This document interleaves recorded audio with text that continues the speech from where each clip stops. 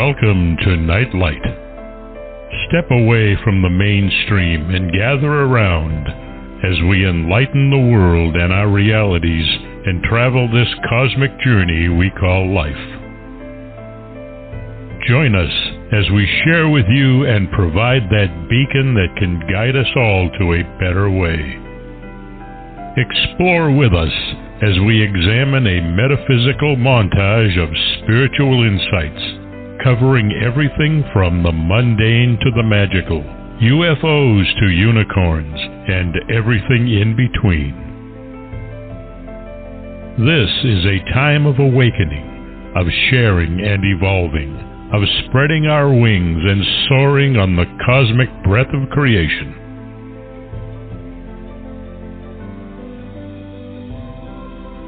Come and join with other light-minded spirits as we weave our lights together to seek understanding, enlightenment, and, with a little luck, some wisdom. This is NightLight, a reminder that you are never alone.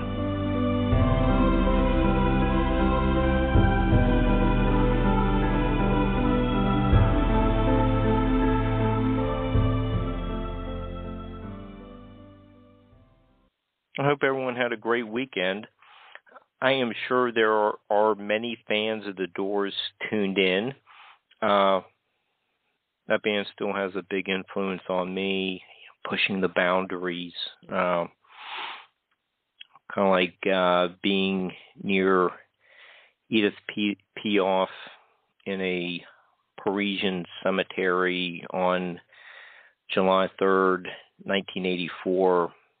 I don't want to say what I was doing because I don't want to get implicated in an international graffiti ring. But when I was in high school, everyone had a copy of No One Here Gets Out Alive. With the recent discovery of tapes of many Doors concerts, and you get the Isle of Wight with the red light bulb, we learn more about the iconic Jim Morrison. For example, Jim said astrology was BS. In When the Music Is Over, Jim sings about Jesus saving us. But in the same song, we hear about cancel my subscription to the resurrection. In the Soft Parade, discusses being in seminary school, but you cannot petition the Lord with prayer. So, you get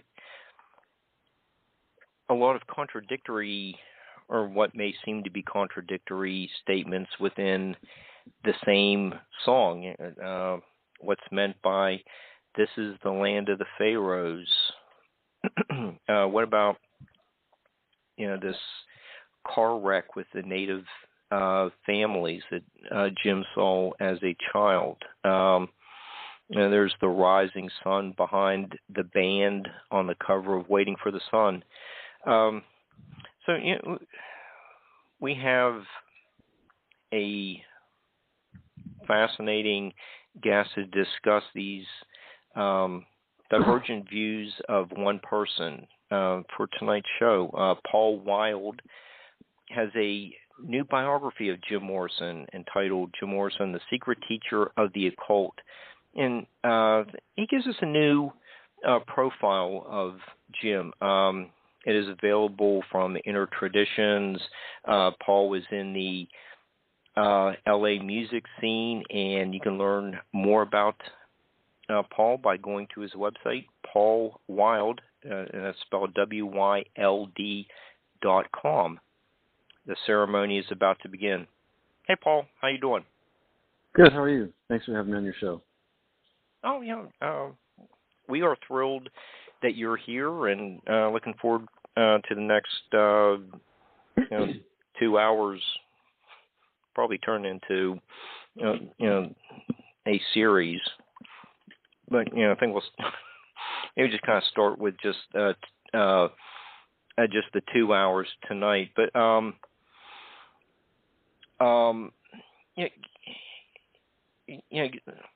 let's do a little bit of background on the writing of this well-done biography. How did you get into the doors? What makes your book different from No One Here Gets Out Alive? Like that kind of stuff. What did you go through to write this book? First, that was a really thoughtful introduction. It was seemingly contradictory observations about in his lyrics and his poetry. Because I've thought a lot about where Jim Morrison be coming from when he states a lot of things that just don't really seem to be related. That's a really great introduction.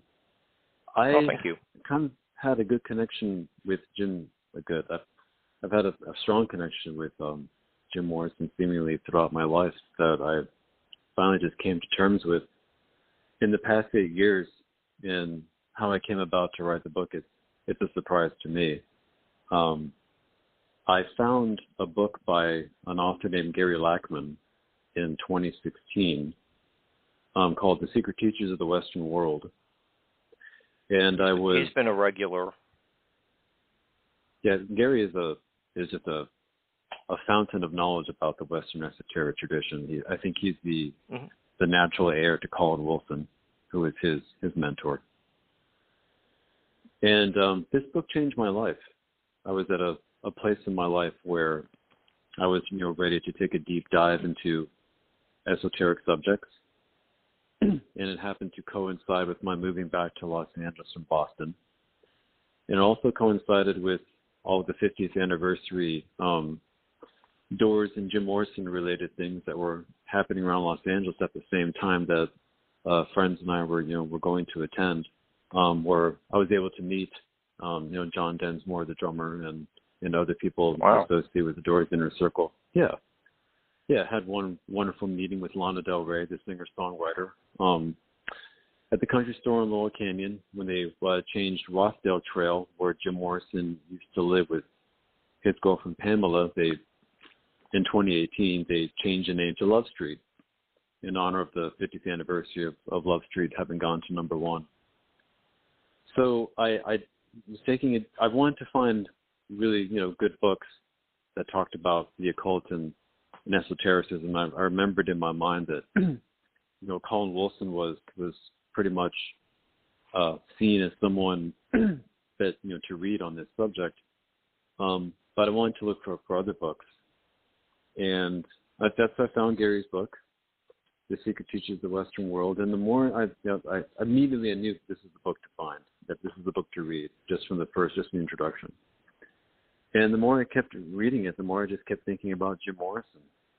The more I kept reading about the various epics and the Western esoteric traditions, starting from Hellenistic Alexandria and the people that Gary Lachman calls secret teachers in the book. Secret teachers being people who are in touch with another reality that they feel really compelled to find an outlet to express their awareness of this other reality, whether it's artistically or through books or what have you. And that these people they have to overcome their fear in doing so, because the common pattern with these secret teachers is they just don't know how other people are going to react to their ideas, because they're just so far off the they're just really out their ideas, what they're saying. Plus there's risk in doing so. The past 400 years up until recently, you can get into a lot of trouble with groups like the Inquisition, etc., for expressing any kind of ideas related to cosmic consciousness or your divine light or anything like that. So by the end of reading Secret Teachers, I kept writing JM in the corners of the pages and everything, and I was like, wow, had this feeling like I had discovered why we all feel that Jim Morrison is more than a rock star. And then one thing led to another after that. I went to go see Lawrence of Arabia, the 1962 film made by David Lean, here in Santa Monica. And I've seen this film 3 or 4 times, but I just think because of where my mind was at, this was in 2017, I just was watching this film, and the dialogue and the situations and the plot of the film and what was going on give Jim Morrison again. And I thought, he has seen this movie. This movie has influenced him. I went back the second night just to make sure I'm not seeing things. And, I took notes. And later on, I was able to confirm that he did see this film, and he did like it a lot, and it did influence him. When he was at film school, UCLA, his classmates asked me not to identify him. So there was confirmation, with that. And then I found Gene Boland's Gods in Every Man, which talks about our archetypes. There's a whole chapter about the Dionysian archetype, and she even mentions Jim Morrison and Mick Jagger as embodying the Dionysian archetype. And the 1960s was the time of, Dionysian, celebration. So with her book, I was able to sort of create the skeleton that I wanted to hang all of my ideas on, and creating this new portrait of Jim Morrison. And then there was The Stormy Search for the Self by Christina and Stanislav Grof, which is probably the best book that you can find on spiritual awakening and the mysteriousness of spiritual awakening. And the more I read this book, the more it matched up with what they're describing about what people go through in spiritual awakening, what's happening to them. It just matched up with a lot that I was reading in the biography No One Here Gets Out Alive, and to break on through. In No One Here Gets Out Alive, we learned that in high school, his behavior was becoming eccentric, sometimes just downright mysterious, and sometimes even dangerous. He was, telling whoppers to get out of class to go and read. He refused to join the most popular fraternity in high school. He was haunting all of the out-of-the-way bookstores around Alexandria and Washington, D.C. This is when he was the last 2 years of high school. All of this is someone who, it's indicative of somebody who's just elsewhere. They're completely elsewhere. Whatever was going on with his teenage friends and everything like that, Jim Morrison was obviously in a place where he's having an intense spiritual awakening, and it's really starting.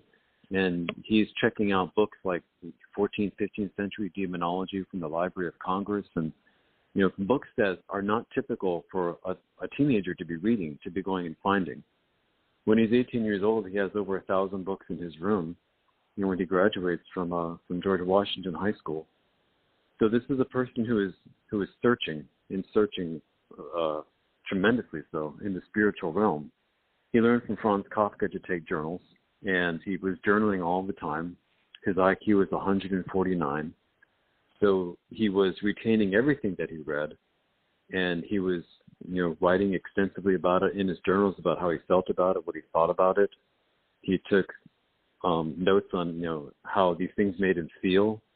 He was like a student of life in that sense. The secret teacher, as Gary Lackman puts it, is someone who's like the scientist / the mystic. And the scientist in him, the observer in him, he was always taking notes about, how people would react, to various things in life, and he was very observant of others. So when he graduates from high school, he doesn't want a car. There's an interview with his sister Anne where she states that he doesn't want a car, he doesn't want a trip to Europe or any of the typical things that a 17, 18-year-old wants when they graduate high school. He wants the complete set of Friedrich Nietzsche. And, that's another unusual sign, but it's also a telltale sign of where he's at. Because Friedrich Nietzsche is, for many people like Jim Morrison, in Nietzsche's words, you can find the inspiration and the courage just from the momentum of his writing to go off into the unknown, to be true to your own spirit. So to go back to your question, what started me off, it was those 4 particular books: The Secret Teachers of the Western World, The Stormy Search for the Self, Gods in Every Man, and also the book Shamanism, Archaic Techniques of Ecstasy by Michi Eliade, which the English translation came out in 1964. And Jim Morrison was at UCLA at that time. This is when Carlos Castaneda was teaching there. It's very probable that Jim Morrison came across Carlos Castaneda, maybe took a class with him. I can't find any records of that. But Jim Morrison read Castaneda's books. So I don't have any proof, but you can probably bet that Jim Morrison made himself familiar with Michi Eliade's book on shamanism when it came out in 1964. Okay, and I think the audience has a really good background now on the Jim's reading choices would match his high IQ. Let's look at his relationship with his dad. We can throw that in there along with Lawrence, the movie Lawrence of Arabia, and it's going to give us a fuller understanding of Jim. He called his dad the commander. I discovered this from Frank Lissandro's book on Friends Gathered Together. He had an enormous amount of respect for his father, but he was not like his father. It's important to note that the Morrison family was not an abusive household. It was a 1950s nuclear household. His father was a very intelligent, very high-ranking military officer in the Navy. The Morrison family had a long tradition of service to the Navy, which seemed to have stopped with Jim. His father did say in an interview that he noticed early on that Jim did not have any interest in the Navy, that he was artistic and that he was intellectual and that he was more in that realm, but he showed no interest in the military.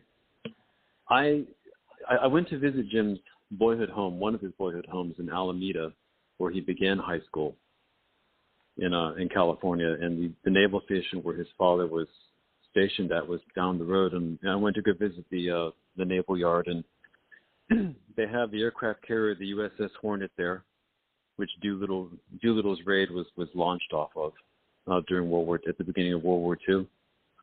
And I thought a lot about what it must be like to have, an aircraft carrier captain, for a father. At the time, he wasn't commanding his own aircraft carrier. This didn't happen until Jim was in UCLA. He was highly involved in a lot of intelligence type work when he was in Alameda. And this is a person who, when they did become an aircraft carrier captain in, I believe it was 1964, the USS Bonhomme Richard, he was a person in charge of 3,000 men. There are only, at the time, I think there were eight aircraft carriers in operation in the U.S. Navy, and he's one of 8 captains. So that is a very, very select group of men in charge of one of America's aircraft carriers, and aircraft carriers are that's our symbol of power to the world. And Jim Morrison was fascinated with this. He was fascinated with his father and his relationship to power and his relationship to authority. And he was a little bit confused with how his father would behave, when he came home and he saw his mom, nitpicking him and telling him what to do and everything like that. We read about that and no one here gets out alive. So the Morrison family they moved around a lot, as all military families do. His father was away at sea a lot, and Jim Morrison was the eldest. So he felt that Jim Morrison should be, left him as the head of the family. So there was kind of an expectation that Jim would set an example for his younger sister Ann and his younger brother Andy. His relationship with his mother, Clara Morrison, this is kind of nebulous.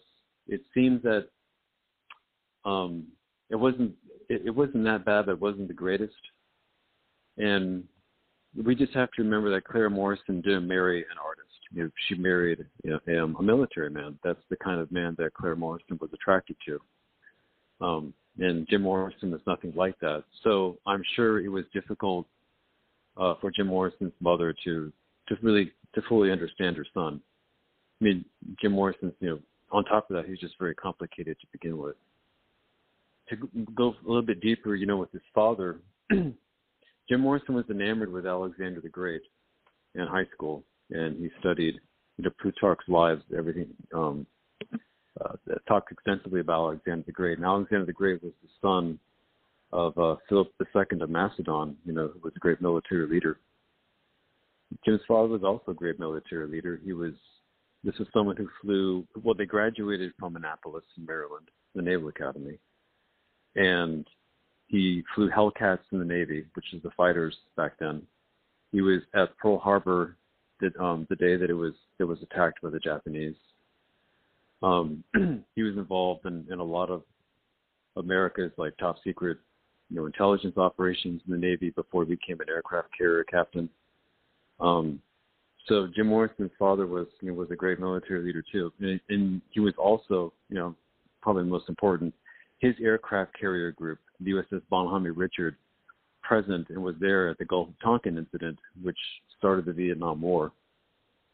I mean, once you take a deep dive into Jim Morrison and his relation with his father, I begin to realize that the Morrison family is definitely one of the most historically storied families in American history.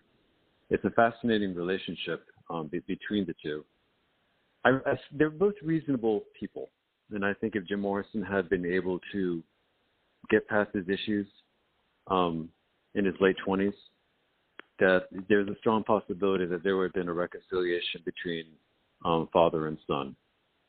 I mean, when Jim Morrison passed away in 1971, I thought his father admitted that he was, quote unquote, a poor interpreter of his art, but he did consult his Greek teacher and had inscribed on Jim Morrison's headstone in Greek, "True to your own spirit." So I thought that was a sensitive touch and a really neat thing that his father did. And when he says this in an interview, there's always a pang of hurt that he just couldn't really understand anything about his son. And I'm sure there are times in Rear Admiral Morrison's life before he passed away a few years ago, that he wishes he could have been more present in his son's life when he was a child. Okay. With the Alexander the Great, Greek history, starting to see, and you mentioned the Library of Alexandria early on. So we're starting to see a little bit of where Oedipus figures into the end. Some of the other ancient history references, we can get into those later. But I just want to put that out there for the audience to keep in mind, and we'll keep coming back to those topics. But you aside from meeting John Densmore, you really did visit a lot of the places where Jim grew up. So as people read your book, they're getting a sense that you put a lot of effort into going to the see the Hornet aircraft carrier, the battleship, going to the home in Alameda. What or I think you said you went.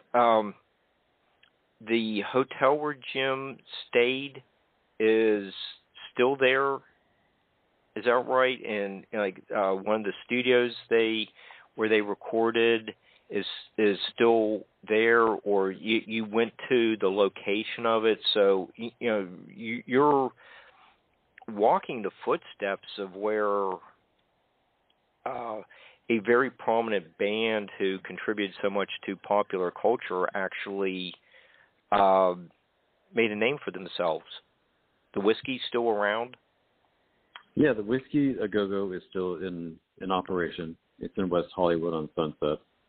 And there's the hotel where Jim Morrison lived in off and on a lot of time before he moved to Paris in March 1971. It's called the Alta Cienega Motel, and it's been actually opened up until the pandemic, and now it's fenced off. I don't know if they're going to tear it down or reopen it. There's a movement in the city not to tear it down just because Jim Morrison did live there. As a matter of fact, there's a plaque on the hotel room number 32, where he stayed at, and you can stay the night in the room, and this is before the hotel closed. You can stay the night in the room, and everybody from all over the world leaves graffiti on the walls saying they were there, lives the king, etc.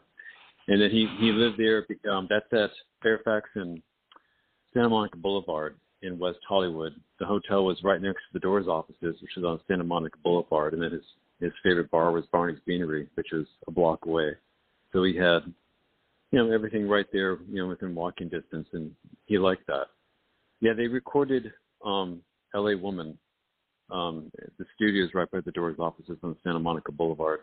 Also, that was the last record that they did before he relocated to Paris in March 1971. It's when we go into the whole area of with Alexander the Great, this is when it gets very, very interesting. Really, really mysterious.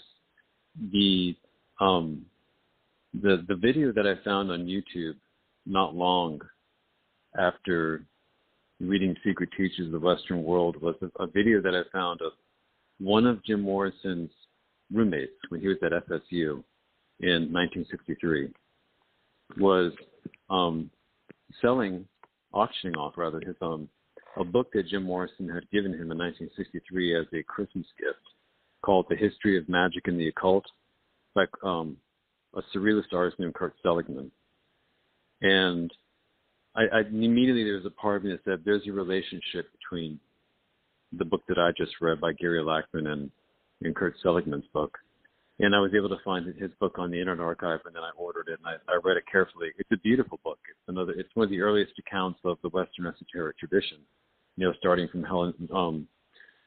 the ancient times and, going through Europe and Hellenistic Alexandria and all of that. And it's also beautifully illustrated. Kurt Seligman was a fantastic artist. Jim Morrison was very artistic too. So he found this book at the library in Alexandria when he was a high school student at George Washington before he graduated. And he kept it. He didn't, I don't know if he took the book or checked it out and didn't return it, but he kept it, for years until he gave it away. And from reading this book, I could tell that the kind of effect that the Secret Teachings of the Western World had on me, and from reading about how Gary Lackman was affected by reading Colin Wilson's The Occult in the mid-'70s in New York, I think that was the same effect that it had on Jim Morrison. I think it really captured his imagination the way it did Gary Lackman and me as far as the Western esoteric tradition. But I think for Jim Morrison in particular, it was a big clue as to who he was, that he is, a secret teacher in the sense of the people that he was reading in this book. And that it made him think a lot about what his future, mission in life, may be. He did tell his friends that he felt like he was born, to do something great, later on in life.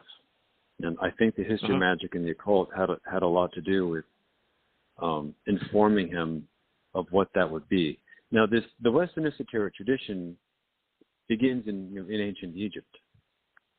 And after Alexander the Great conquers Egypt, he founds Alexandria. And Alexandria is the first city in Egypt that is not built on the Nile. It's built on the Mediterranean coast. And there the great library is built. Out of all of that, the Western esoteric tradition is born. Aristotle was Alexander the Great's teacher when he was a boy. And it's Aristotle who taught Alexander that, all human beings have a deep desire to know. We want to be in touch with the unknown. And this obviously stuck with Alexander the Great. And, in the end, when he had, the story goes, he was depressed because he had no more worlds left to conquer by the time he was 31, 32 years of age, that the only thing really left was to rediscover that other reality that Aristotle had alluded to in teaching Alexander the Great that when he was a boy. So that city was built in honor of what Aristotle had taught Alexander.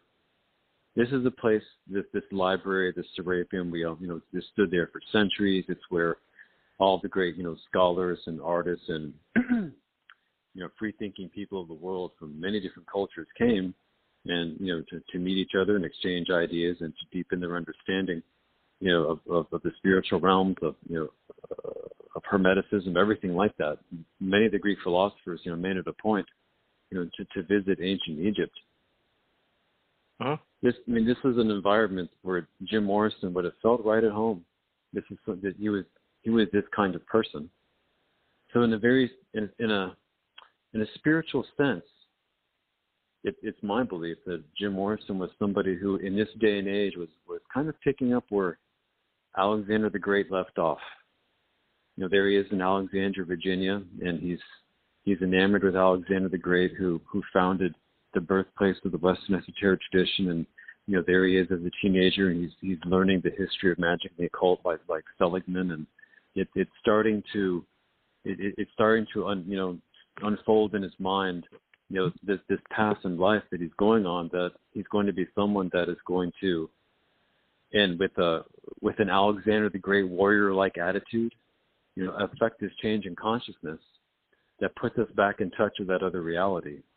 That's why I chose to begin the book with his quote, reality is what has been concealed from us for so long. We have to get back in touch with that. And that's what Jim Morrison took really seriously in his art. That was I'd say that's like the core of, what he was about, what he was doing with the Doors and what he's doing with his poetry, what he's doing with his films. There's always the presence of a person who is pointing us into the direction that, life is a lot more than, your five senses and what your rational mind, can understand. There's a spiritual way to live. The Doors manager, Bill Siddons, said that, this is a person that his concerns were just not of this world. Like Jim Morrison was just always elsewhere this way. And I think with the music and the poetry and the films, he was trying to connect to us this way to show us what it was that he was feeling, what it was that he was experiencing. And that he, through all of his research before the Doors, all of his reading and all of his journaling, an enormous switch in consciousness that is taking place in the years before the Doors, and of course, during the Doors, and he became a big champion of that. Yeah, your the last couple minutes,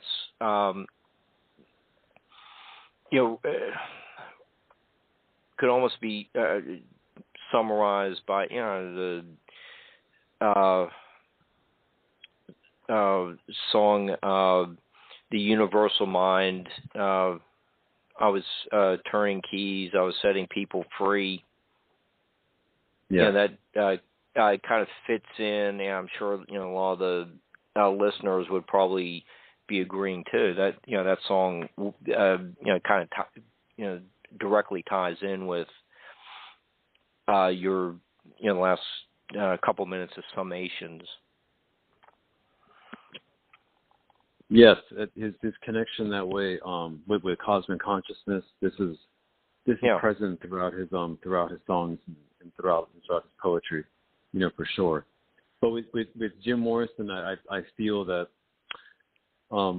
Well, first of all, the 60s was an epic that kind of embodies, like, all the Renaissance epics, throughout the Western esoteric tradition, like the Carolingian Renaissance, the Italian Renaissance, all the way to the, the San Francisco Renaissance in San Francisco with the Beatniks. And that's something that Jim Morrison actually witnessed as a teenager when he would go into San Francisco and go to City Lights Books, where, Lawrence Ferlinghetti was basically the patron of that entire scene.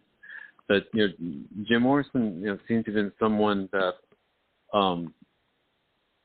was just, can we say, divinely chosen to come forth with a warrior-like attitude.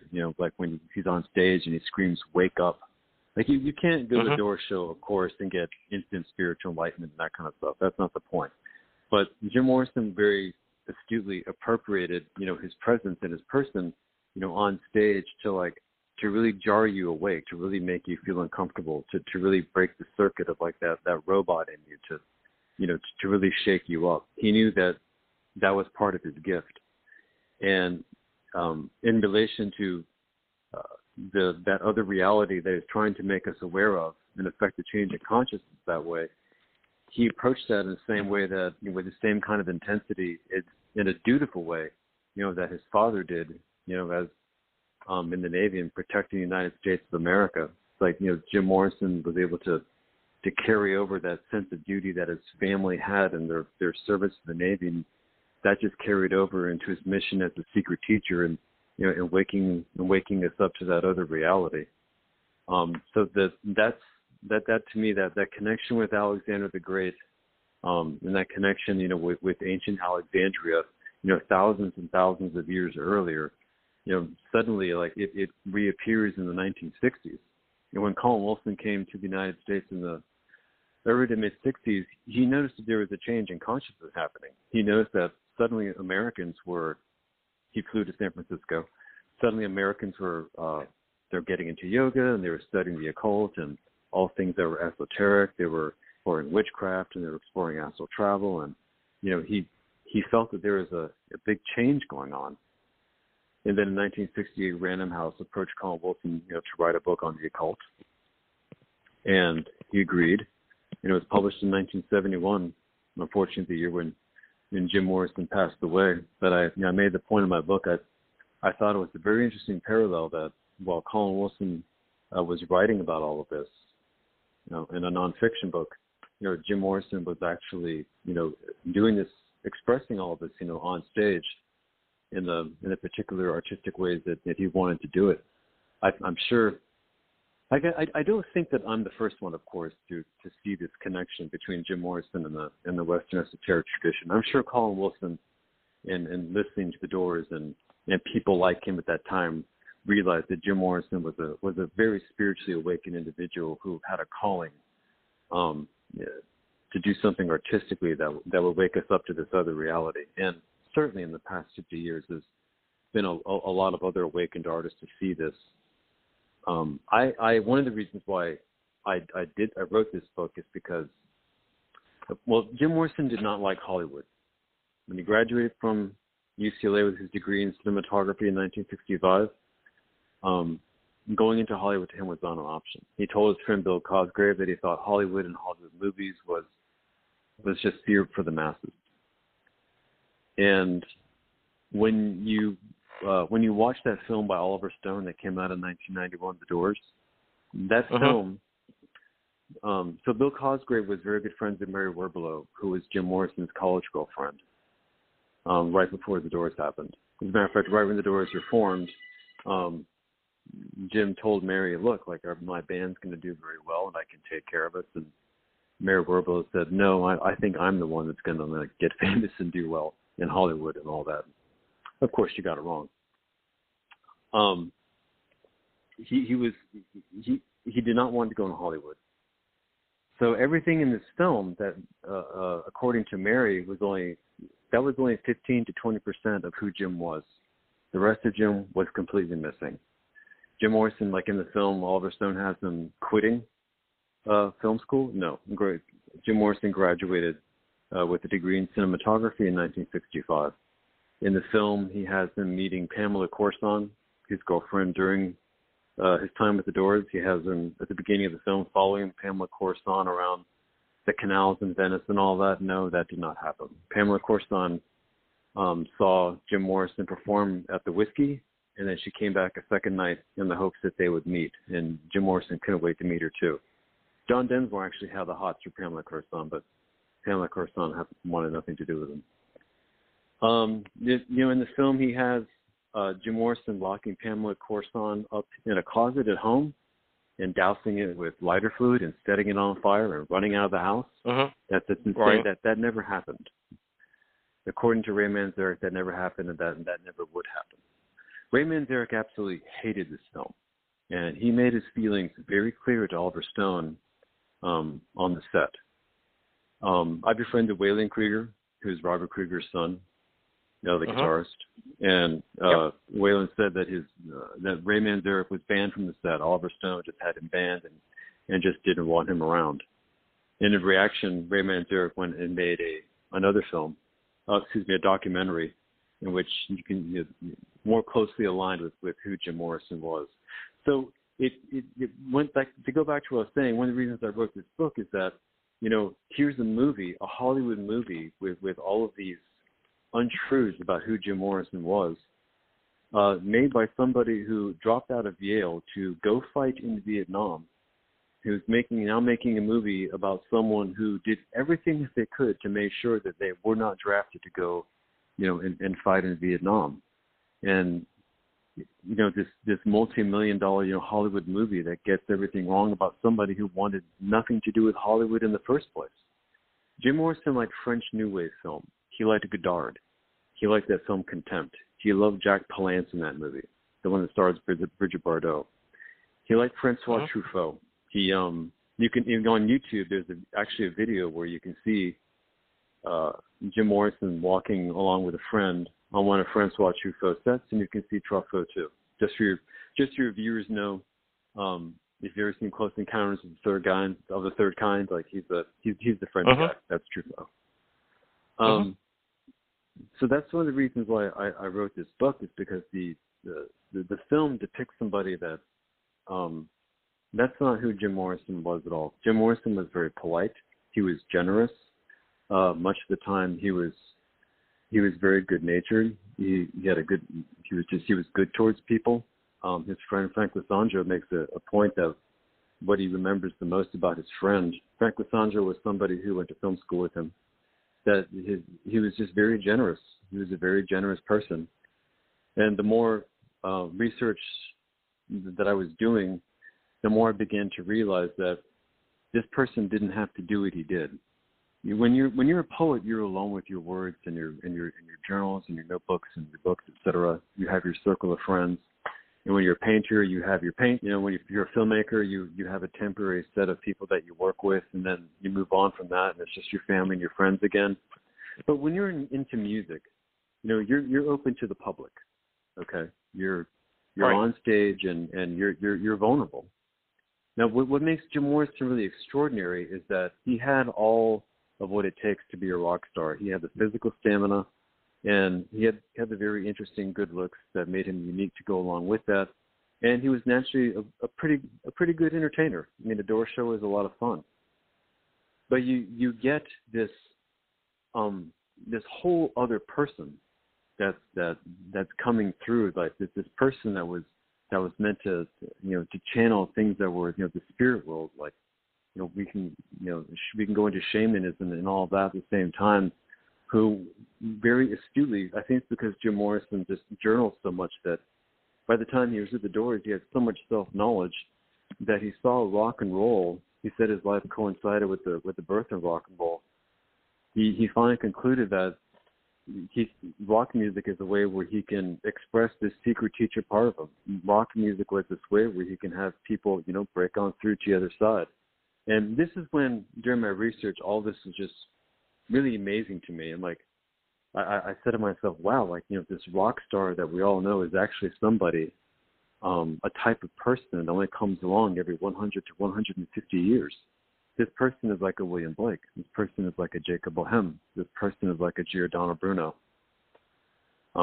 we're going to be, we're talking about Jim Morrison here 50 years later, and 50 years from now, we're going to be talking about him again, because I think we're beginning to see, people like me are beginning to see that he's more than a rock star. Of course, he's a figure in the Western esoteric tradition this way. Unfortunately, that just does not come out in Oliver Stone's film. That film, I really believe, is Oliver Stone living out his rock star fantasies in the film. That's more an extension of Oliver Stone and his fantasies. Okay. Well, one thing that does seem right about the movie is the meeting between Ray and Jim on Venice Beach, and that did take place. Yeah, you get the early stages of Moonlight Drive.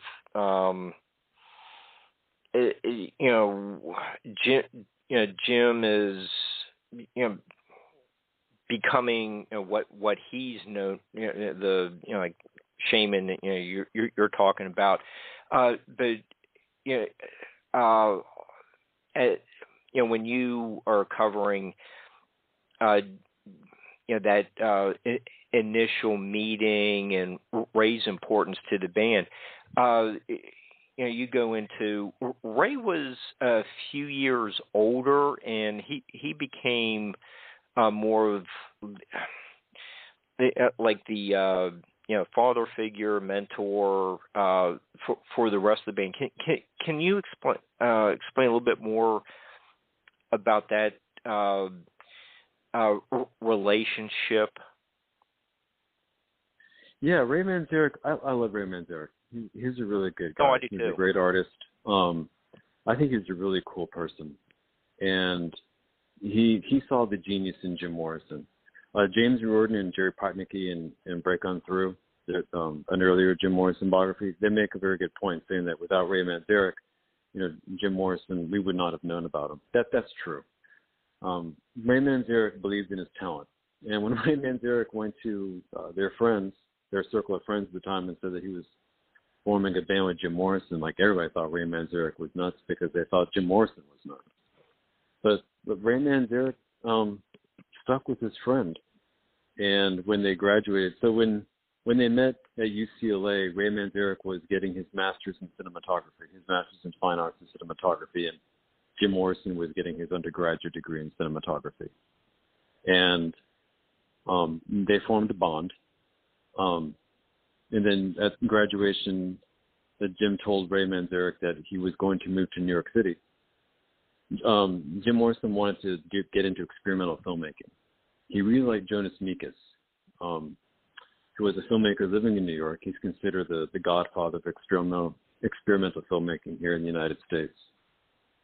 Then he almost left, but in an interview he said that he couldn't see himself being in charge of film equipment and cameras, etc., that he just didn't see himself doing that. I think also it's because when you move to New York City, that means you have to get a job, and you got to have a place to live and everything like that. And I didn't think that's what he wanted to do either. I think he loved Southern California, and he wanted to stay.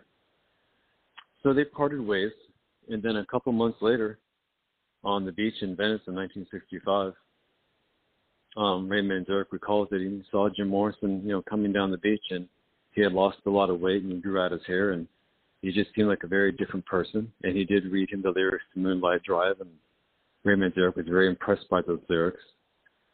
So what was going on with Jim right before he met Ray Manzarek that second time was, so he graduates in 1965, and he's living in an apartment on Goshen Avenue in Westwood, where UCLA is.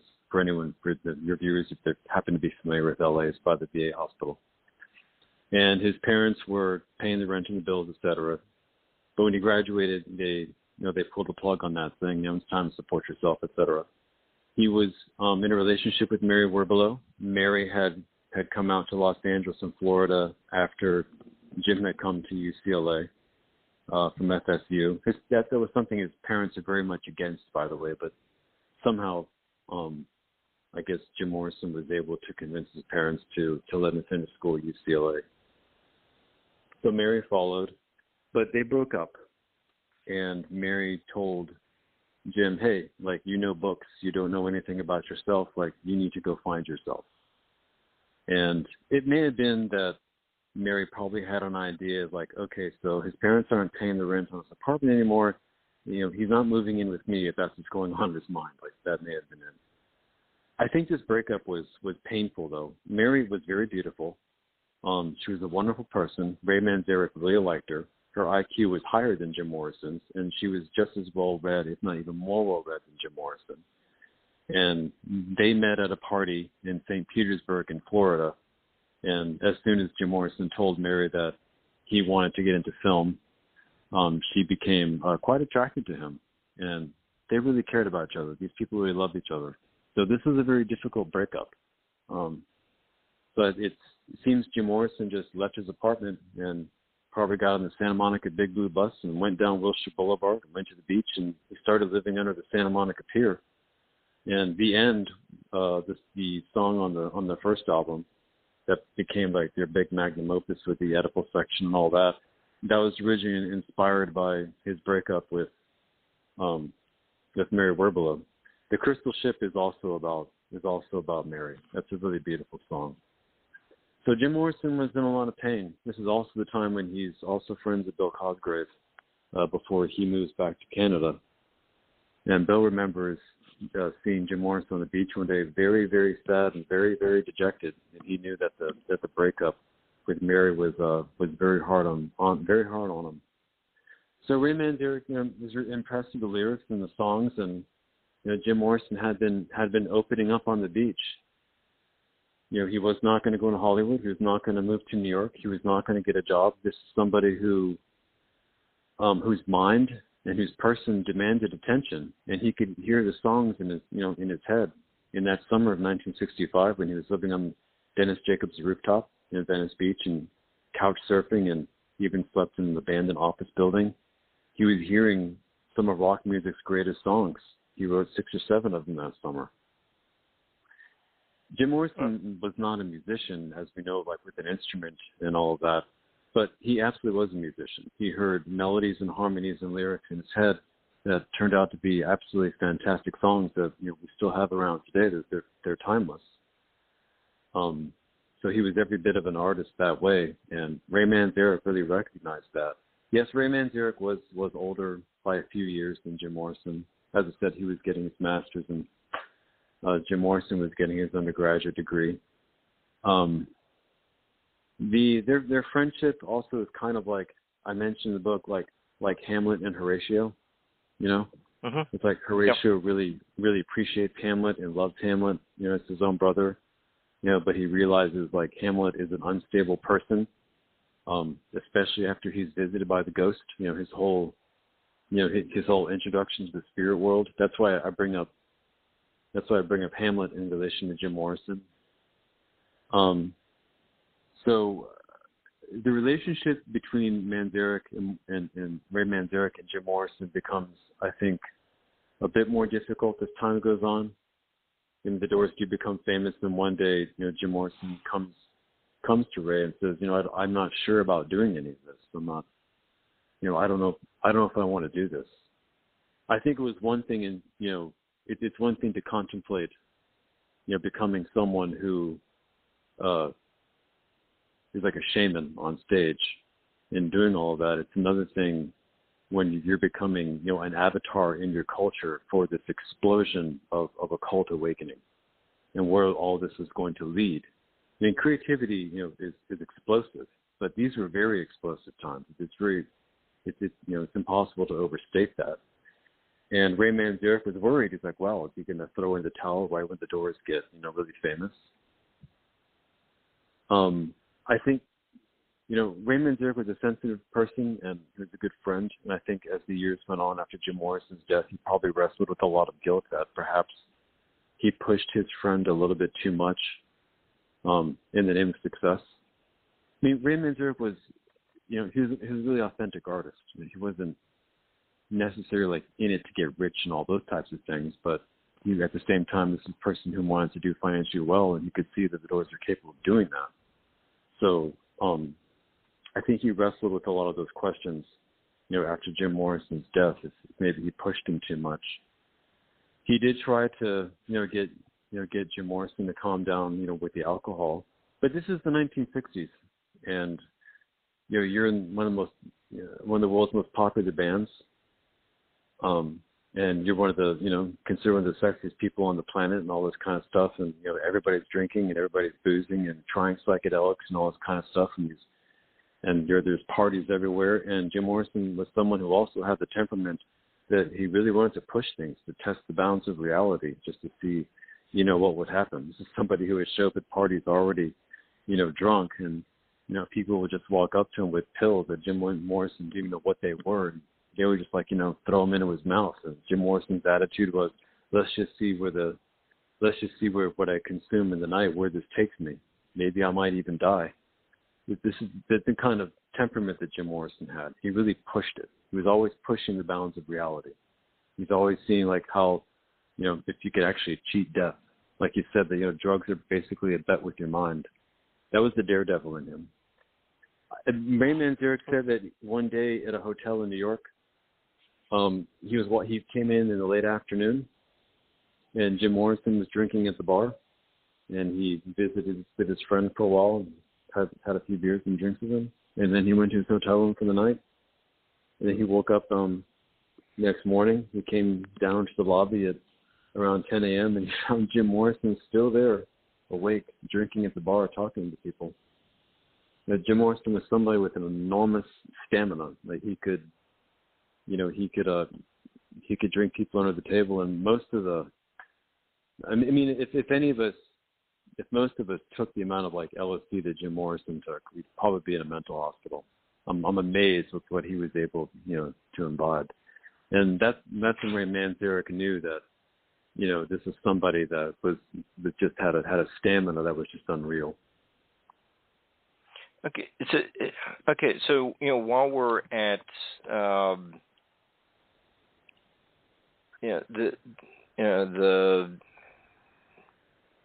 where Jim had some drinking, bad drinking problem.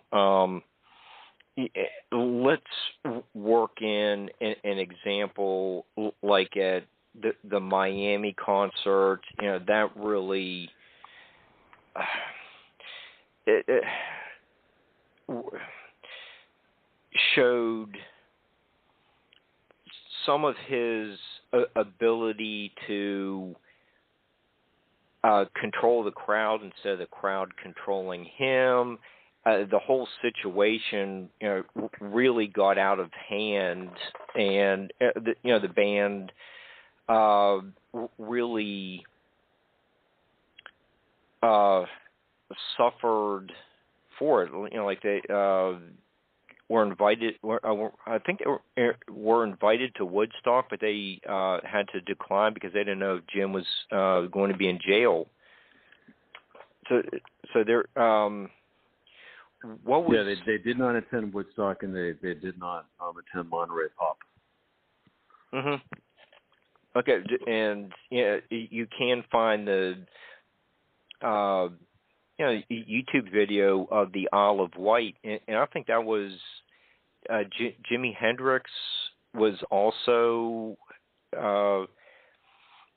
there. I don't know what day they performed, but you actually had both bands there right before. That was in 1970 with the Who and Leonard Cohen, and that sounded like a beautiful show.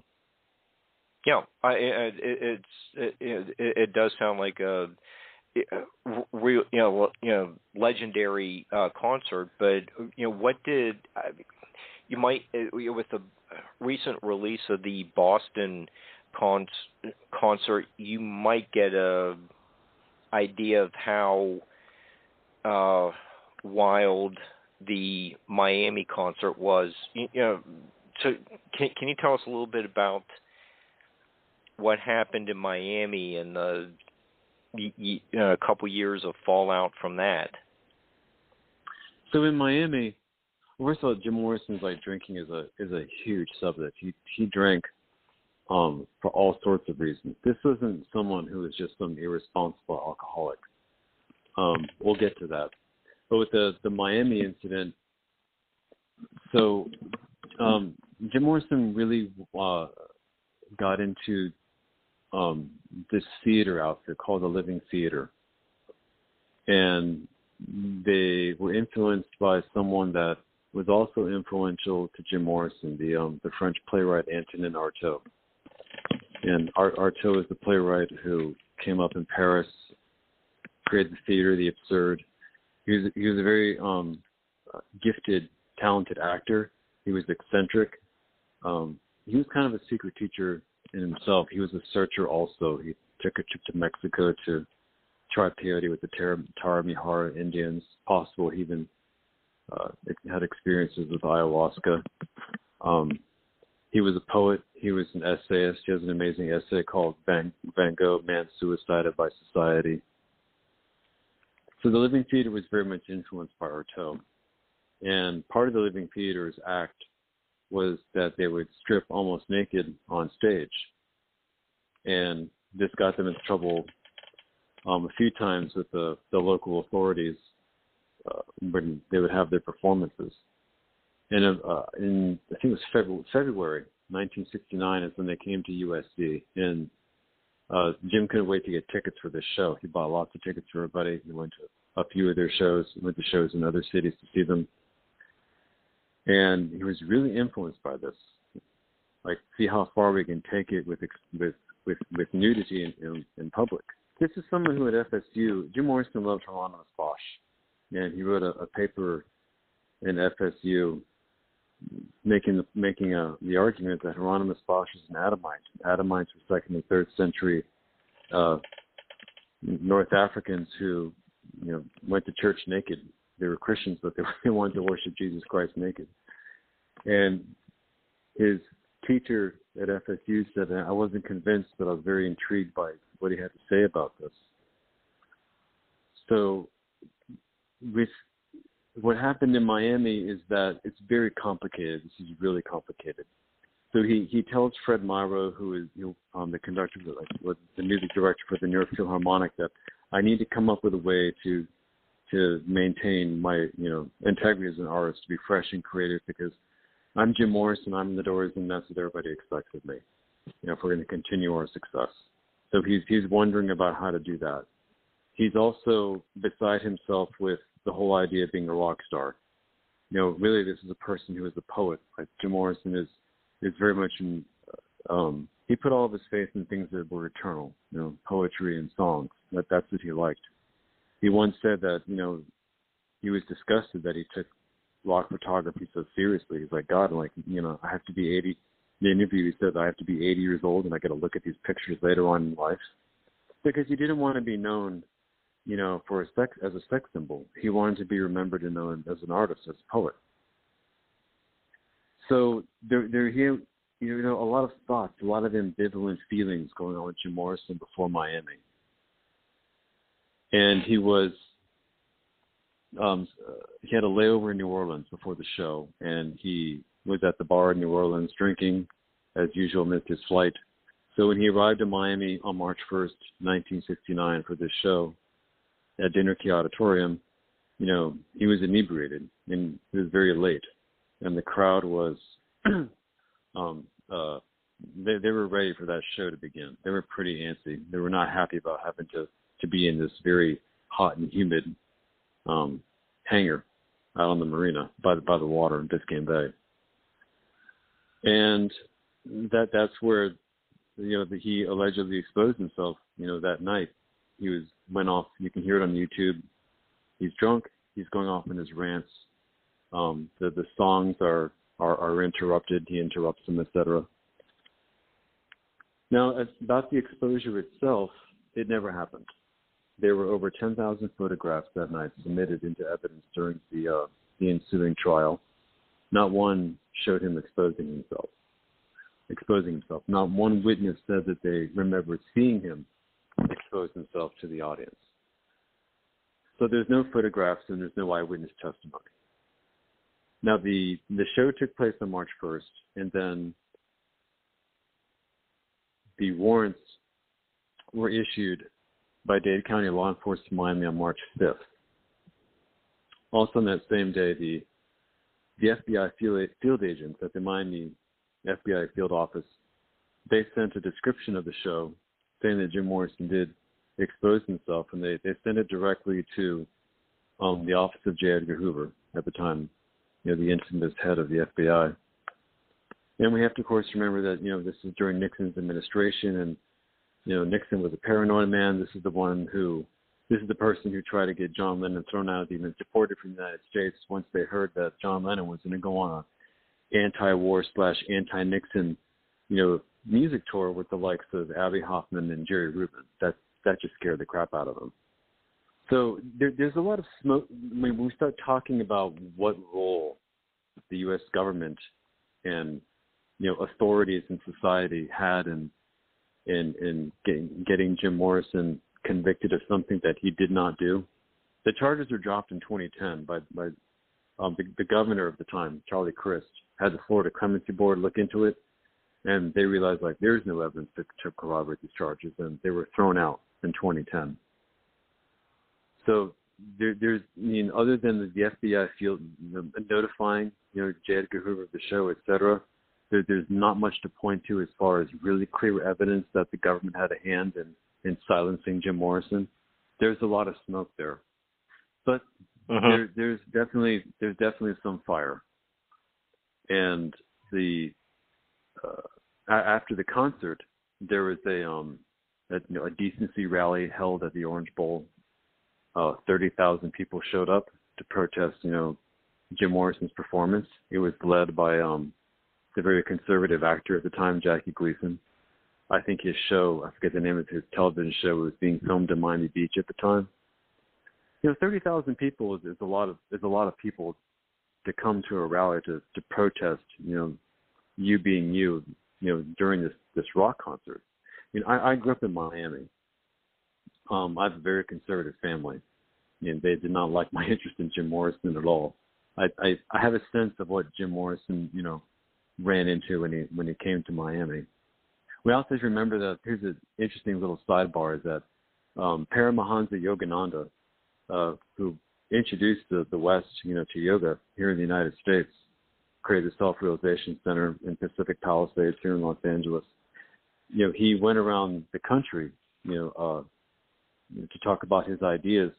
He was someone that India, not willingly, but he felt the calling to come to the Western world to introduce us, to Indian ideas and Indian mysticism. And the one city that gave him problems was Miami. In 1925, when he visited Miami, they accused him of having a love cult, and the law enforcement authorities, read him the riot act and made him leave. And if he came back, he'd be arrested. So this Miami at the time, is, in some ways even today, it's just not a place that is open-minded and receptive to people like Yogananda and Jim Morrison and people who have ascended spiritually. So after the warrants were issued, the trial ensued, and Jim Morrison was found guilty in the fall of 1970. Robert Kruger makes the point that what's crazy is that the one charge that they dropped was the public drunkenness charge, when he was actually drunk in public. That's what he should have been convicted of. And what they convicted of him, what they wanted to get him on was the felony, which is indecent exposure. And he was sentenced to 6 months in hard labor. And they were going to send him to Rayford Prison, which is the most notorious and violent, prison in the state of Florida. This scared the heck out of Jim Morrison. Since he had posted bond, the judge allowed him to remain free on bond pending his appeal. And before he left for Paris, his lawyers told him, we're pretty confident that we're going to get you off, on appeal, because these charges are crazy and there's no corroborating evidence. Robbie always made. Robbie was in front of the stage, and he said nothing ever happened. That's right. That's right. He was right there, and he said that nothing ever happened. Ray Manzarek said the same thing, and so did John Densmore, and so did all of the Doors roadie and the entourage, and not one eyewitness up in the front audience. So you're Jim Morrison, and you're in Paris. You have to remember, like, France does not have an extradition treaty with the United States. So if Jim Morrison chose to just not deal with it and just stay in Paris, he could have transferred his wealth from the Journeys from the Doors and just not deal with it at all. But you have to think that the question on Jim Morrison's mind is, even though my lawyers are telling me I'm going to get off on appeal, I have already been convicted of something that I did not do. And if I do not win on that appeal, then they're absolutely going to send me to Rayford Prison in Florida. And I'm sure the thought crossed his mind that it's possible these people want to put me to death. It's possible that these people want to put me into a place where it's easy that I can get killed, or it's easy to set me up, to be killed. After the show, the Miami show, his father, the commander, went to the Navy and said, "Look, I'll give you my resignation because my son is embarrassing. He's embarrassing me. He's embarrassing my family. He's an embarrassment to the country and the Navy. I'll resign." That's a very, very big deal. Jim Morrison's father was someone that the American military was grooming him for, like, the top spots in the corporation. This is somebody who would have been probably part of the Joint Chiefs of Staff one day. So it's likely and quite probable that people in the Pentagon and people high up in the United States government were thinking about, how can we get rid of Jim Morrison? A lot of this seems to point to Miami giving them what they needed to do it. And I think Jim Morrison, as astute as he was about people like him and what happened to people like him in history, like in with Giordano Bruno, in 1600, they led him to the stake. He burned at the stake. Mm-hmm. This made him very, very anxious and really, really worried. And this false conviction, like really pushed him. And you're 26, 27 years old, and you can feel the pressure coming from the United States government this way, what may happen to you. So in Paris, while this is going on, when he goes to Paris and he meets up with Pam flew out there first. One of the places that they stay in before they move into their apartment in the Marais in the 4th arrondissement in Paris.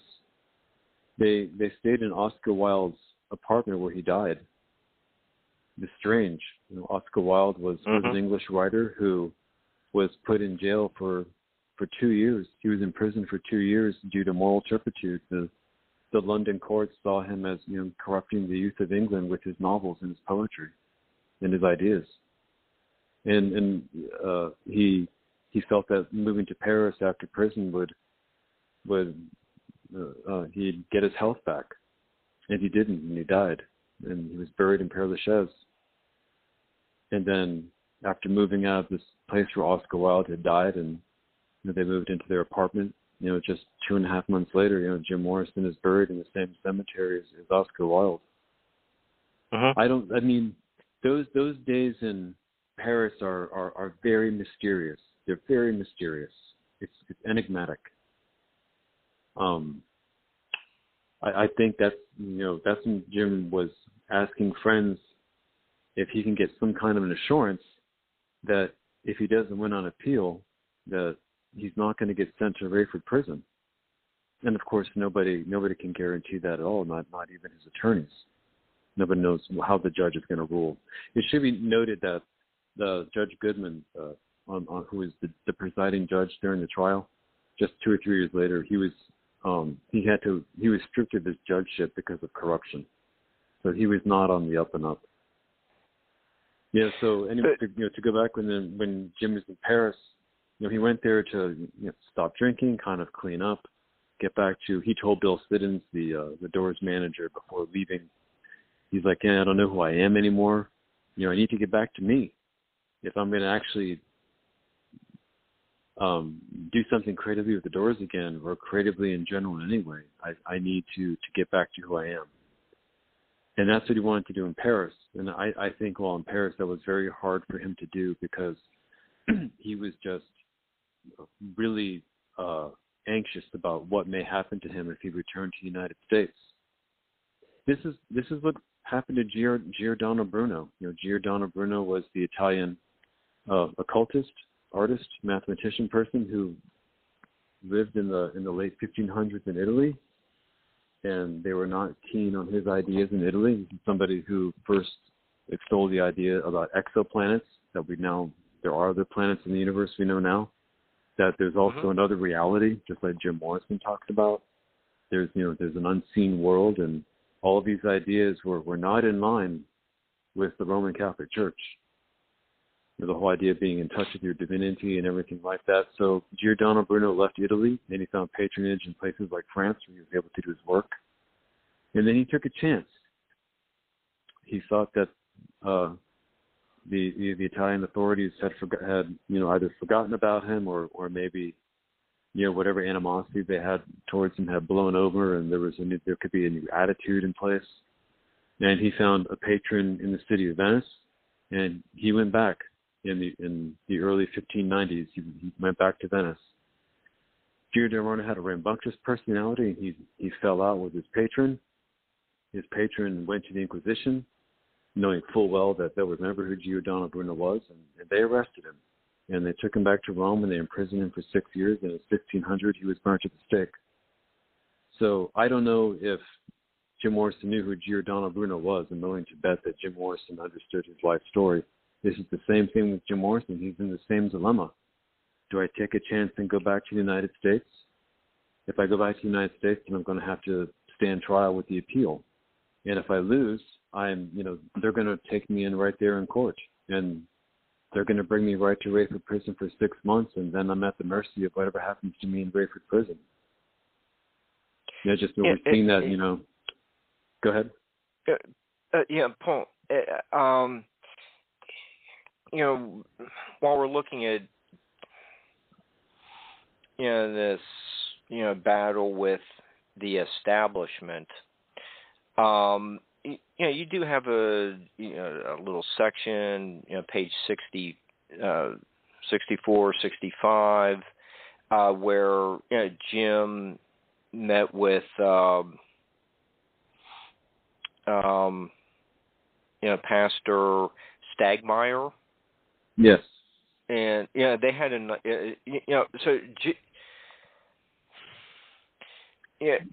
so here we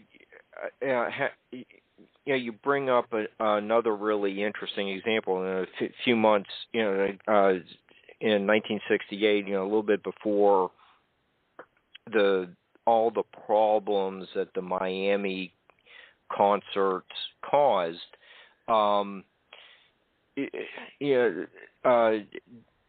There's a newspaper art. You have a photo of Jim and the pastor. They're having a very nice. Looks like they have a very nice discussion. Jim can relate to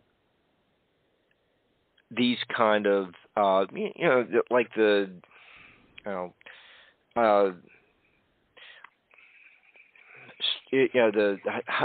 cultural hierarchy of the time, and he seems comfortable dealing with high-ranking church members. Mm-hmm. That video is very interesting. It's telling in a lot of ways. In this video, we see the really astute and erudite Jim Morrison, when he speaks. You can also see Harrison Ford passing by, because Harrison Ford was a roadie for the Doors, and he was helping out with the documentary that they were making.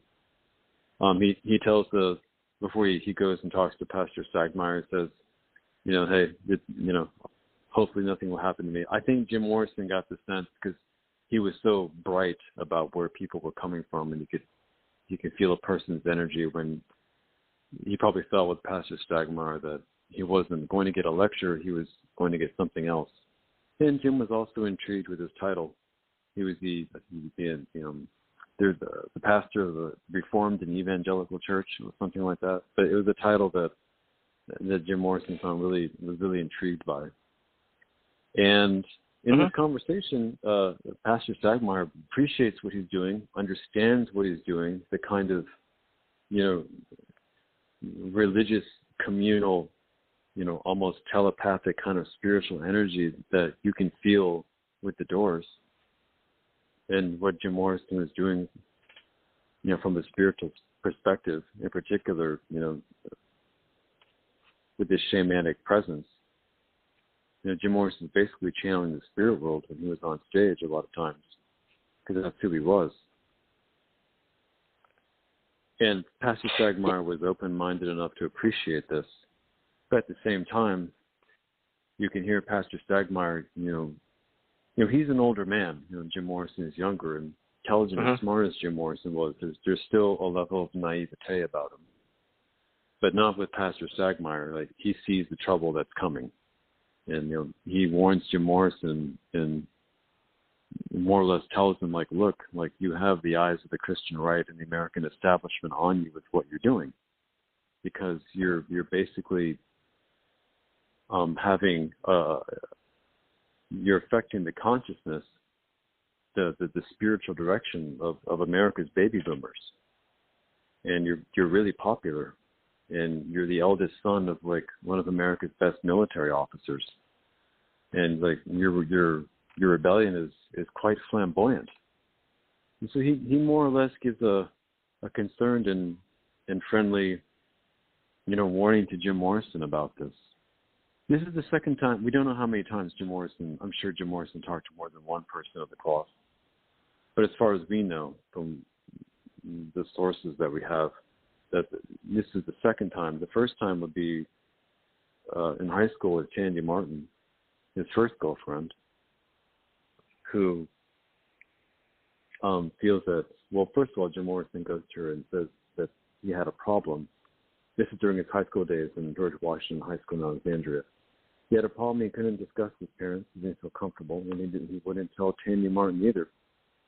I don't know what led her to make this decision, but she insisted that he talk to a local Presbyterian minister. And to this day, we don't know what that conversation was. It remains a mystery.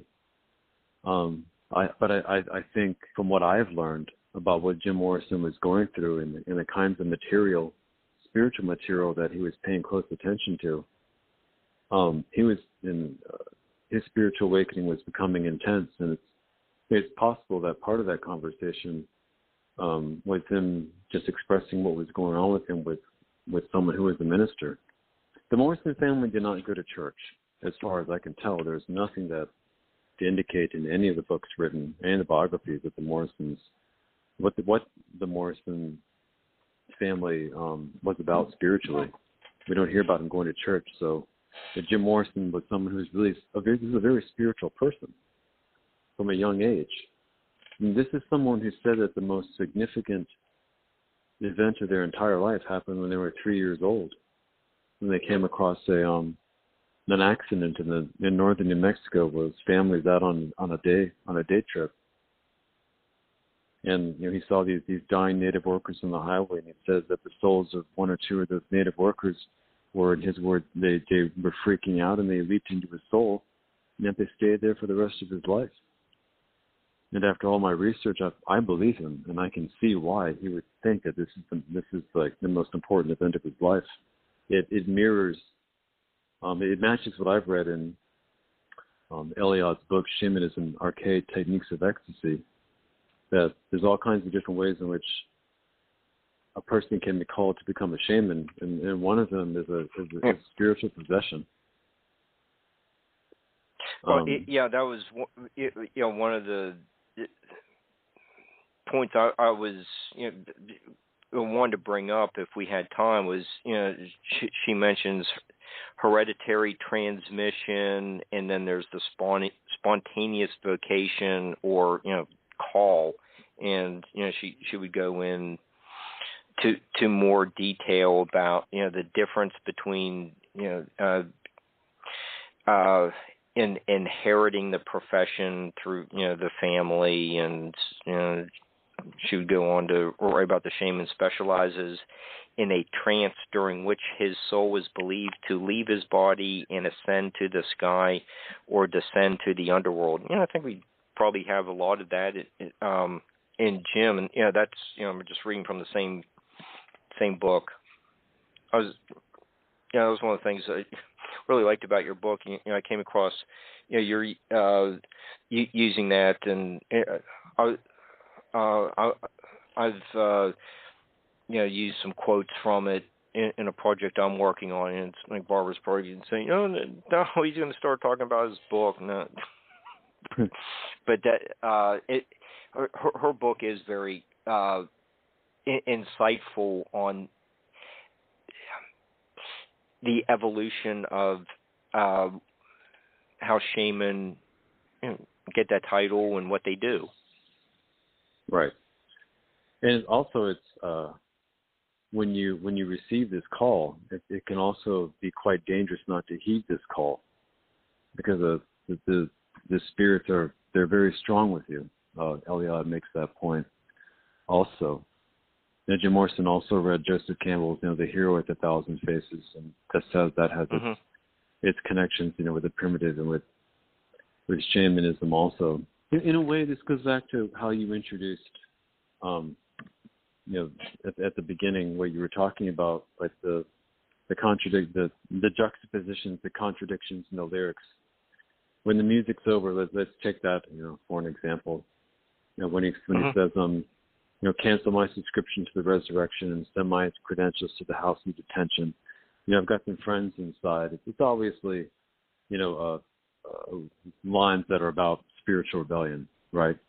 But then we get, in the end, someone who is screaming for Jesus to save them. Persian night, babe, I've seen all light. Save us, Jesus, save us. So I've thought a lot about this. And I think, when you have, it's my opinion that, and a lot of people are probably not going to agree with this, but, the spiritual awakening is not spiritual enlightenment. Like, spiritual awakening is like you're awakening to the fact that there's a spirit world, that there's something beyond, the corporeal reality. And for many people, for many people in the world, billions of people in the world, that means that the difference with the spiritual world from our world is that, we're people and we're capable of good and evil. In the spirit world, though, there's, in the conception of most people in the world, I think the spiritual world is teeming with lots of life, but there is absolute evil, and then there is absolute good. And when the music's over, with these lines, we seem to be coming in contact with a person who is this is where it gets quite complicated, but very important. This is a person who believes in being themselves in their divine light and reaching out to the spirit world, and so we can get away from the whole mental rational structure that we've been in, because that's out of balance. Through his Dionysian self, because the Dionysian is the mystic, and everything that the 60s are about that we're waking up to, and that's very necessary, because that brings balance back. But at the same time, we go too much into this, and we're going to become untethered, and we can lose ourselves, and we can get hurt. It's the unknown. We don't know where this is going, and do we need a savior when this happens? Jim Morrison's poetry is kind of a vague sort of how can I put this? Like a vague kind of wondering if maybe he's not on the right path. Maybe what he's doing is quite dangerous. Like maybe there's more to spiritual awakening than everything that we know and that we classify under the occult and the esoteric and all this other stuff. And just as he has this experience in New Mexico, he also has that experience, in a church, with Mary. That's an incredible thing to go through. Your girlfriend brings you to a church, and her intent, this very bright, very good-looking girl that really loves you, her intent is to pray to God to show your boyfriend that God exists. So something in Mary was very concerned about Jim Morrison to do this. We don't know exactly how that occurred or what led her to do that. And in this church, they have this experience that is pretty much like, Saul on his way to capture Christians and, bring him back when he's struck by the light and he becomes Paul, like, the great, the great writer in the Bible. That's why I included that, the painting by Michelangelo. And there's this bright light that happens in the church, and it terrifies them. They're terrified. They're terrified just like Saul was terrified. A lot of people don't know this, but before Matthew Perry became famous, he had the exact same experience. The actor that passed away several months ago from a ketamine overdose. So, and also Stanislav Grof, he says that this is also an experience, of the immanent divine. And this shows up in Jim Morrison's poetry. I think this experience really haunted him when he writes lines like, thank you, O Lord, for the white bright light. And then he contemplates, why is blindness associated with holiness? Why is light associated with holiness? And the incredibly profound statement he is where he writes that man can assist in the salvation of light. So when we to go back to those lyrics, we see a person wrestling with spiritual awakening and the nature of spiritual awakening, and he's obviously puzzled by it.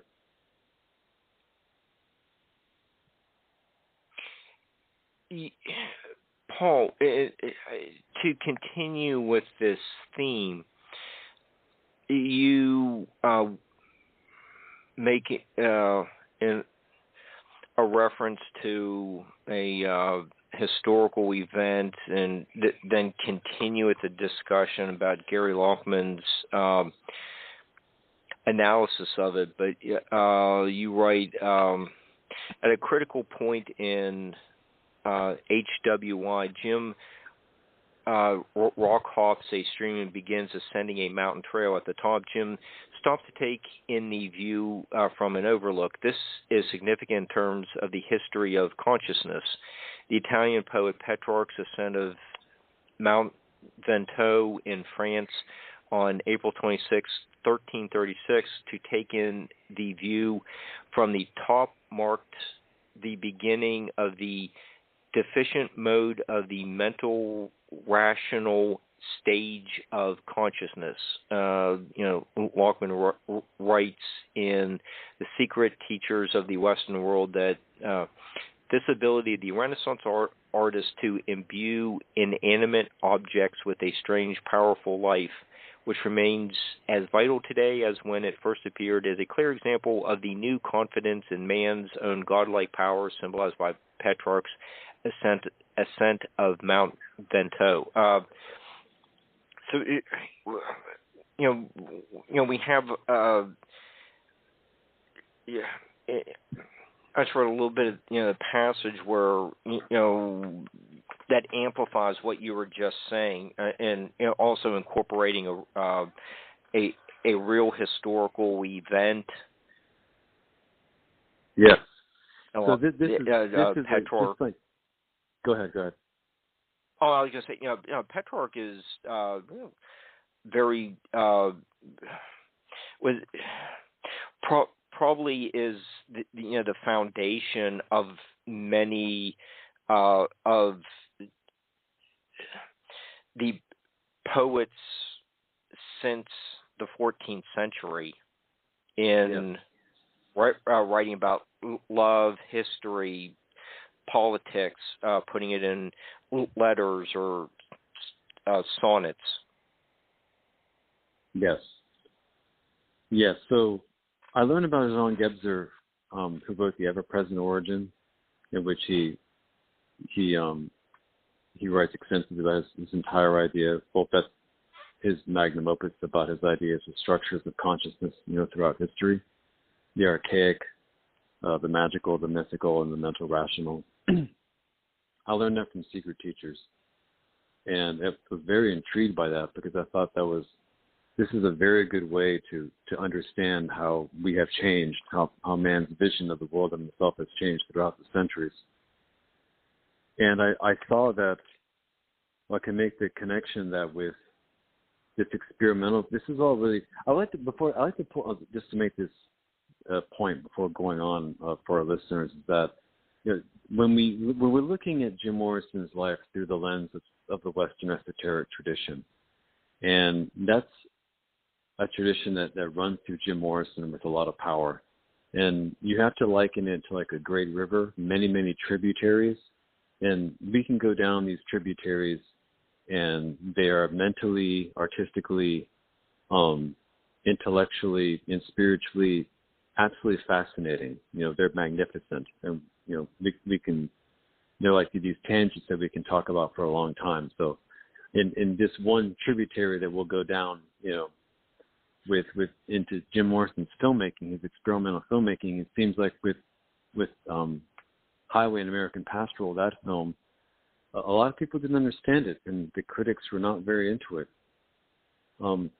But after familiarizing myself with the Western esoteric tradition, I saw a pattern, in this movie. Well, I should say a pattern, but rather a progression that kind of mirrors consciousness throughout history. It begins with him emerging from this pool of water, the source of life, and then he puts on his clothes. It's a very subtle film. It's really subtle. Actually, it starts like there's a shot of the moon, and then something that looks like smoke or a plane coming down and falling down, and the camera pans down a waterfall, and then it settles on this pool. That's an area called Tockwitz Canyon in Palm Springs, and it settles on the pool, and then you see Jim Morrison quite mysteriously, like birth, emerging from this pool of water, automatically, right off the bat, the coming down from the moon, the shot of the moon down the water, that just invokes, as above, so below, the great, when we get from Hermes Trismegistus, this cornerstone of occultism and mysticism, etc., in the Western esoteric tradition. And then he's in the wilderness, he's dressed, and he's making his way, through the mountains, and he does stop at an overlook area, and then it goes to black, and he wakes up from a nap. Now we can stop right there. I'm going to try to make this as clear as I can for the listeners. Is that when Petrarch ascends Mount Vento in the 1300s, this is an idea that he gets. He just wants to climb that mountain just to see what the experience is like, just to see what's at the top, at the summit. And he's greatly discouraged, from doing so. I'm glad you brought this up because I was thinking about this today. And he was greatly discouraged from doing so by his friends, saying it's a very dangerous mountain. There are no, paths up that mountain. Like, people have been injured, and I think some died, etc. But he blows that off, and he climbs the mountain anyway. But Petrarch was not at all prepared for what he would feel when he got to the summit and looking at the view that he never seen before, that high up, altitude-wise. It changed his life, and it haunted him. And when he came off down from Mount Vento, and he wrote about it, extensively. Gary Lackman makes a very good point that, this is people were very deeply Christian back then, and any kind of enjoyment of anything worldly, brought a lot of guilt with it, like you're not supposed to be doing that, et cetera, and so forth. But the reason why Jean Gebser sees Petrarch's ascending Mount Vento as a turning point, or the beginning of the breakdown of the mental rational structure of consciousness, is that this is when suddenly there's just a brand new view. There's a whole new way to look at life that allows in, the right side of, of the mind, of the brain. And it really speaks to Petrarch the poet, that there's no rational reason or explanation as to why this view high up on the summit of Mount Vento has had this dramatic effect on his life at all. And John Gebser saw this as the beginning of that change. John Gebser also saw in another poet, the German poet Rainer Maria Rilke, that in our times, in modern times, it was Rilke's poetry where John Gebser was like, wow, like there's a major change in consciousness, that is happening, that is pivoting away from the mental rational view, heading into what he called the integral structure of consciousness. Now, this just isn't a change from one structure of consciousness to another. This is the integral structure is supposed to it's going to be a time when all the past structures of consciousness they balance each other, and they blend and come together in a way that is going to allow us to evolve. That the archaic and the magical and the mystical and the mental rational are going to come together in this integral place. That's why I included these descriptions of these structures of consciousness. I thought Jesse Shaw did a really great job of doing that. And I saw that what Jim Morrison was saying in what I think are the most memorable lines in his poetry, let's reinvent the gods, all the myths of the ages, and celebrate symbols from deep elder forests. In his own poetic way, Jim Morrison's a poet also, he's sensing that we are moving into that integral structure, and that we're going to have all of this balance. And those lines, are pretty much calling in everything that we have been as human beings in these various structures of consciousness, throughout history. And it's quite remarkable that, Jean Gebser sees this in two poets, Petrarch and Rainer Maria Rilke, and that Jim Morrison, another poet, is able to see this also. Okay. So what you're to go back to the film is that when to continue with the film is that he wakes up from a nap after he has this view where he stops, which I think is whether Jim Morrison was trying to illustrate that or not, I don't know. I think he made this film in something called the direct cinema method, and that's kind of like a very free way to make a film. It's very much in the whole genre of experimental filmmaking. You don't necessarily have a script, and Jim Morrison, most artists like to work from his unconscious. So the film is essentially said about, a drifter, a killer who is out in the desert, and he kills somebody and takes their Mustang and he drives into the city. But you just can't, once you understand the Western esoteric tradition and capture structures of consciousness, that you can see like where these different ideas are coming in. So he wakes up from a nap, and then he goes down to the highway, and we have this very long shots of him walking on the highway, for several minutes. This is the rider on the storm, the drifter, the highway killer. This is a figure that Jim Morrison is really fascinated with. And also it's the time of the breakdown of the mental rational structure of consciousness. Like, the desert region is just littered with the technology of man, like the car that he finds, and he's jumping up and down on the car. I think it's probably because of his disgust with materialism in the first place. We go from like the natural wilderness in Chocowitz Canyon. Now we're on the highway. We're out in civilization as we know it today. So that's where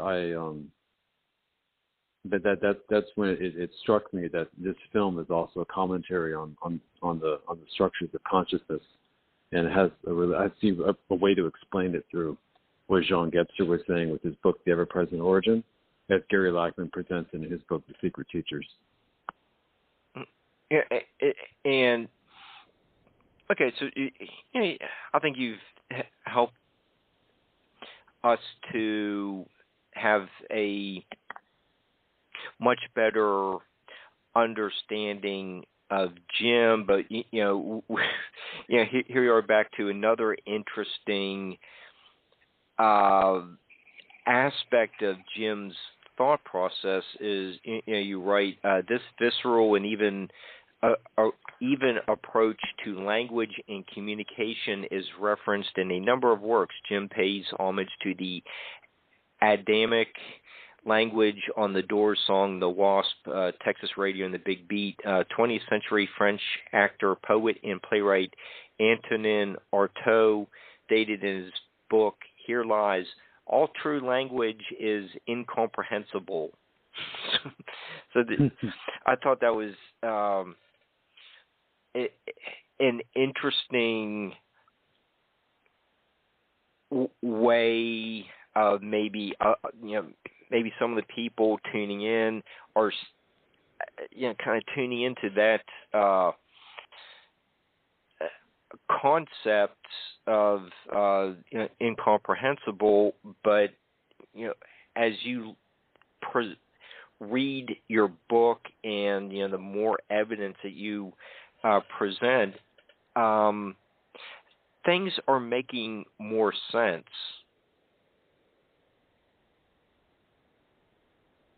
Yes. How do you mean? In just understanding who Jim was, and Texas Radio and Texas Radio and the Big Beat is probably one of those kinds of songs that it's like, what is this? And, yes. Well, he's just in touch with the spirit world. It's like those Frank Lissandra, like I pointed out, like those grunts and all that just seem to be coming from from another world, and it has something kind of in common with the pronunciation of this new language that John Dee was able to put together with his partner in Squire Edward Kelly, with something that's really famous called the Angelic Conversations. That's something that's just coming from another world. That's Jim Morrison, the shaman. That's Jim Morrison, the person who's channeling the unseen forces, the primitive that Colin Wilson talks about in the occult. And that's the roots of rock music. The roots of rock music that goes all the way back to Africa in the primitive.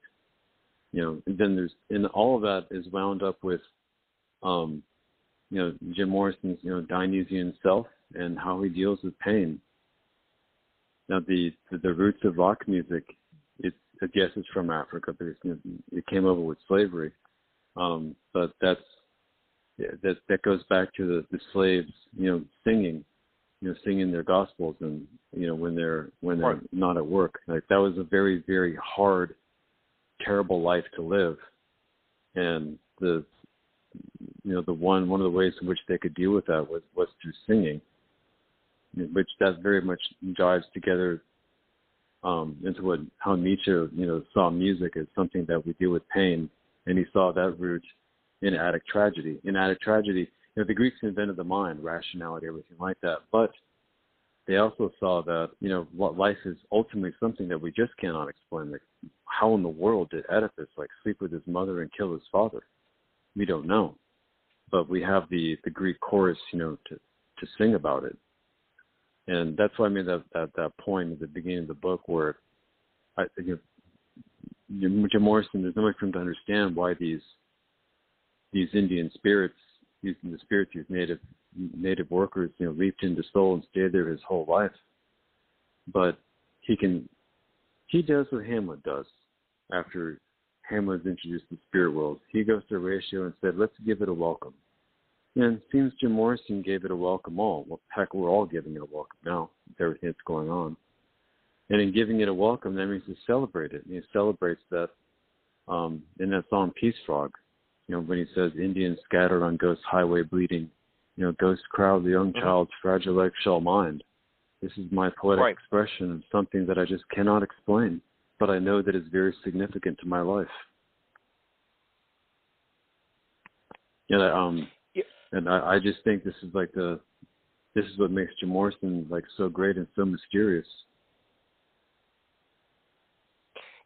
Go ahead. There's a lot of things I can keep talking about. And, we have 8.5 minutes left, and what are some final points that you would like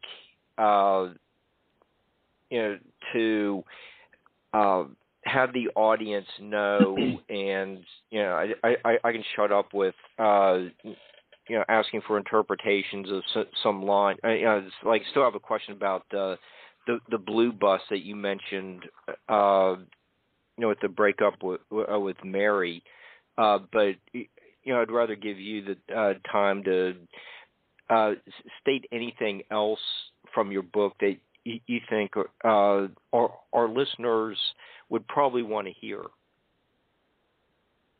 I would, with the blue bus, there's here in Santa Monica, they call the local transportation here the big blue bus. And Robert Krieger said that Jim Morrison rode in that bus all over the place when he was at Venice Beach. So the reference in the end, that might be to the Santa Monica big blue bus. Who knows how many times he rode that bus, high as a kite on LSD, back when you could, buy it for free over the counter, meet me at the back of the blue bus. I guess there's so many ways in which you can talk about Jim Morrison. Like I said, there's so many different, very interesting, magnificent tributaries of thought that you can go into with this person. I guess from this conversation, to go back to how I began it with, I would like to just help to disabuse his legacy. Is that this is a person who they did not like Hollywood, and they did not like Hollywood movies, and this is the person who pointed out to us that we were ruled by television. It would be remarkable to see or to hear what Jim Morrison would have to say about today with cyberspace and social media, and all these other things that we can easily lose ourselves in and get caught up in conspiracy theories, the whole 9 yards of everything that is going on today. So back then in his time, it was television. You could see how that really shaped the mind. And at the same time that this is a person whose mind was blossoming like a secret teacher, someone who is coming into what we know as real, true alignment. He was also very aware of all the things out there that can take you off of alignment, that can reroute you from not being who you really are, not being your authentic self. And with Jim Morrison, you get someone who understands that you need a warrior spirit to be able to do that. If you're a free-spirited person, then you're going to have to learn how to take your life in your own hands in the way that you're going to have to guard your mind, and you're going to have to really be able to discern out there in the culture, what's real for you and what isn't. What was real for Jim Morrison was not to be found in Hollywood. So everyone loves this Oliver Stone film. It's very complicated, that movie, because you couldn't have asked for a better array of actors to play the members of the Doors. And Kip Minho, the cinematographer in this movie, was just fantastic. And there's some scenes in the film that they're just breathtaking. They're absolutely beautiful, like the desert scenes and things like that. That movie was not Jim Morrison. And I'm bringing this up because so many people talk about this first, because so many young people who are discovering the Doors, et cetera, and so many fans of the Doors, when they think of the Doors, they think of this movie. I went to go see this film when it came out in 1991, and I had no idea, about Jim Morrison's life in the way that I do now to be able to understand that when I saw the film. I just thought that what was going on in the film was who Jim Morrison was, and that's the way that it happened. Well, it didn't. And I would just like for anyone that is, nice enough to read my book, just to take a different look at his life and to try to understand him, from the standpoint that this is somebody who is really searching for his true self, away from things that were to him not real, because he was all about freedom. He's a typical Sagittarius, He wanted freedom. Well, yeah, and Paul, you have a really nice line. Jim's vision of a new Wild West means leaving behind your comfort zone for the wilderness. That could almost be Christ-like. Anyhow, the only place where an alchemical transformation can take place in the existential sense, as both Lawrence and Jim did, you can't know thyself until you lose yourself. And then you have the comment from the end, or quotation, can you picture what will be so limitless and free, desperately in need of some stranger's hand in a desperate land? Yeah, that's, that's, we can talk about real quick, the film Lawrence of Arabia that I believe Jim Morrison saw and really took to. That's what happened to T. Lawrence. Was also somebody, he's like the first rock star, T. Lawrence. When he was young, he felt that he was born to lead a people into freedom. And Jim Morrison read Colin Wilson's book, his first book, The Outsider, which is Wilson's classic study of like the romantics and why they have highs and lows and peace experiences, etc. And one of the important parts of the book is he talks about T.E. Lawrence, and specifically when he was leading the Arab Revolt. So I'm sure because Jim Morrison was familiar with his book that you've been very intrigued to see Lawrence of Arabia when it came out. And here it is, this man who's leading the people to freedom, the Bedouin tribes, against the Ottoman Turks, while at the same time, trying to let them know that, while I'm freeing you from the Ottoman Turks and helping you achieve your freedom, the West, the French and the English are trying to colonize you at the same time and grab a hold of your lands. Be aware as you become free. Be aware that there's something else that wants to trap you again. That's a desperate world out there in the desert with the Bedouins. That was the place where T. Lawrence lost himself and became somebody else. His identity was shattered. That's why I put the picture in the book of the famous still shot of Lawrence looking off at into the distance when there's a British soldier on the other side of the Suez Canal yelling at him, "Who are you? Who are you?" Who are you is the question you ask yourself so you can know yourself. And it's in those situations where in particular when you're pushing yourself, when you're testing the limits, as Jim Morrison did, also as T. Lawrence does in his film, that you're going to know yourself. Okay. Hey, Paul, we have like 30 seconds left. What's your website, book title, and we're going to have to call it a wrap. And I just want to thank you for a fantastic show. Yeah, thank you much for having me. It's called Jim Morrison, Secret Teacher of the Occult, A Journey to the Other Side. It's out now. And my site is paulwyld.com. All right. Thank you so much. We'll see everyone soon.